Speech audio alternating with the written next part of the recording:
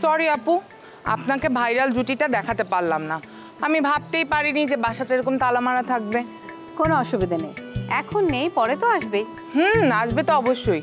ওরা বোধহয় দুপুরের খাবার খেতে গেছে। ওরা তো 3 বেলাই বাইরে খায়। কেন? কারণ বাসায় রান্না করে না তো। মেয়েটা তো খুব ছোট আর ইংলিশ মিডিয়ামে পড়ে। ওর আশাও করা যাবে না যে ও রান্না করবে। আর আসলে ওরা কোনো কাজের লোকও রাখেনি। মেয়েটার ফ্যামিলিতে মেনে নিয়েছে? না আপা, কি করে মেনে নেবে বলেন? আমারই তো কেমন যেন লাগছিল। সবাই জানাজানি হওয়ার পর তো আমি বাড়ি ছেড়ে দিতে বলতাম, খালি ভাইজানের জন্য পারলাম না। ভাইজানের তো বিশাল হৃদয়, তাই ভাইজানের জন্য কিছু বলতে পারিনি। আচ্ছা, তুমি বলছিলে যে তোমার ভাইয়ার এর মধ্যেও একটা বিয়ে ভেঙে গেছে, কেন ভেঙেছে? আপা আর বললেন না, যতবার ঠিক করলাম ততবার বিয়ে ভেঙে যায়। আর কারণগুলো শুনলে আপনি হাসবেন। তাই নাকি? কিরকম? আরে ভাইজানের যে প্রথম বিয়েটা ঠিক করেছিলাম, সেই মেয়ের নাকি আগে প্রেম ছিল। বিয়ের 2 দিন আগে ভেঙে গেল। এই মেয়ের 1 সপ্তাহ আগে নানি মারা গেল। সবাই বলল এটা অলক্ষ্যে, এই বিয়েটা করা যাবে না। ওই বিয়েটাও ভেঙে গেল।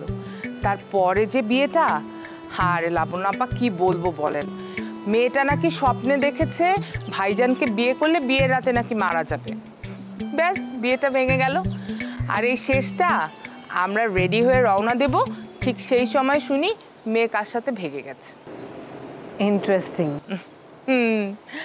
আচ্ছা আপা, আপনার বিয়ে হয়নি কেন? আমার এত ভেজাল নেই।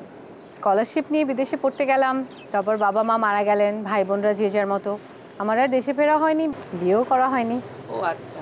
কিরে তানিয়া, তোর এখানে বসে গল্প করছিস? ভাইজান তুমি এখানে? না, শুনলাম যে তোরা দুইজন এখানে, সেজন্য আমি দেখলাম দেখা করে যাই। ঠিক আছে?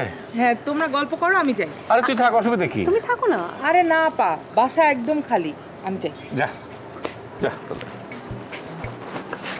উফ উফ, কি কথা হলো? কি আর কথা হবে, বাসায় বোর হচ্ছিলাম। তানিয়া বললো যে চলো ভাইরাল কাপলকে দেখে আসি। এসে দেখি দরজা লক, তাই ছাদে চলে আসলাম। ও, বুঝতে পেরেছি। তা মানে ঘটনা হচ্ছে কি যে আমার অফিসে একটু কাজ ছিল, সেই জন্য আসতে দেরি হয়ে গেল। আর ভাবলাম যে পরে যে তোমার ব্যাংকের কাজটা কালকে করে, কি বলো? তোমার কি ধারণা, এই যুগে আজকের কাজ কেউ কালকের জন্য ফেলে রাখে? ও, তার মানে কি তুমি অনলাইনে করে ফেলেছো? আচ্ছা শোনো, আজকের ওয়েদার তো বেটার না? চলো কোথা থেকে ঘুরে আসি। কই যাবা? কই যাবো সেটা রাস্তায় যেতে যেতে চিন্তা করবো। আচ্ছা বাদ দাও, তানিয়ার সাথে কি কথা হলো? তানিয়ার সাথে আমি গল্প করছিলাম, তোমার বিয়ে কেন ভাঙছে বারবার। সব ইন্টারেস্টিং ইন্টারেস্টিং গল্প আমাকে বলছিল। আর বাদ দাও, আসলে কপালে নাই। তাছাড়া দেখো না, চুলগুলো কাঁচা পাক্কা হয়ে গেছে। আর মেয়েরা আমাকে খুব বেশি পছন্দ করে না। তুমি করো পছন্দ মেয়েদের? করি তো, এই যে তোমাকে পছন্দ করি না। এই কথাটা তো তুমি সবাইকে বলো। আচ্ছা বাদ দাও তো। লাবণ্য, মানে এইখানে মানে আমার বাসায় তোমার কেমন লাগছে? খুব ভালো লাগছে, বিশেষ করে তোমার বোনটা তো অসাধারণ। আমার এত টেক কেয়ার করে, কিন্তু একটু কনফিউজড। গাধা তো, কেন, কি করেছে? কেন আবার? আমি এখানে কেন এসেছি, তোমার সাথে আমার কি সম্পর্ক? মানে আমি কি বলবো, আমি কি তোদের বলেছি যে মানে মানে তুমি এসব কি বললে, তার উত্তরে কি বললে তুমি? আমি আর কি বলবো, যা সত্যি তাই বলেছি। তুমি আমার ভালো বন্ধু। এই কথা কিন্তু আমি ওই গাধারে বলছি যে ও একটা ফ্রেন্ড। তারপর বোঝো না, একটু গাধা গেছি তো। আর বাংলাদেশে, তুমি তো বাংলাদেশ সম্বন্ধে জানোই। আচ্ছা কোনো কিছু হলে আমি ওকে বলে দেবো।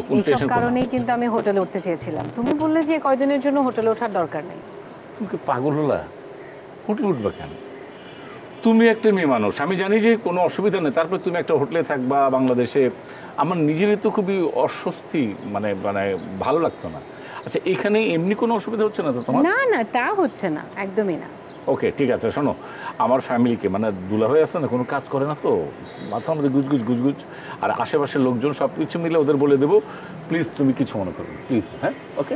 একদমই না। শুনো, আমি কোনো টেনশন করছি না। তোমার বাড়ির সব লোক আমাকে নিয়েই টেনশন করছে।